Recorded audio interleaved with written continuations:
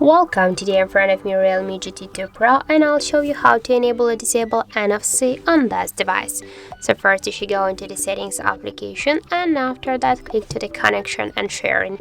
Here you'll find the NFC section, and now just to activate the NFC, click here once on the switcher, and by this way you can see that the NFC is turned on.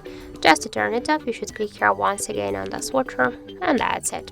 And here you can also change the payment method. So here we got the default payment app. If you have just another, you can switch between them here. And also we got the second way how we can do that. So first you should open the notification panel here, and somewhere on the notification panel you should find the NFC icon.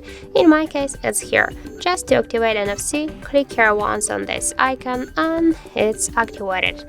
And just to turn it off, you should click here on the NFC icon again, and that's it. So thank you for watching, and if you find this video helpful, don't forget to leave a like, comment and to subscribe our channel.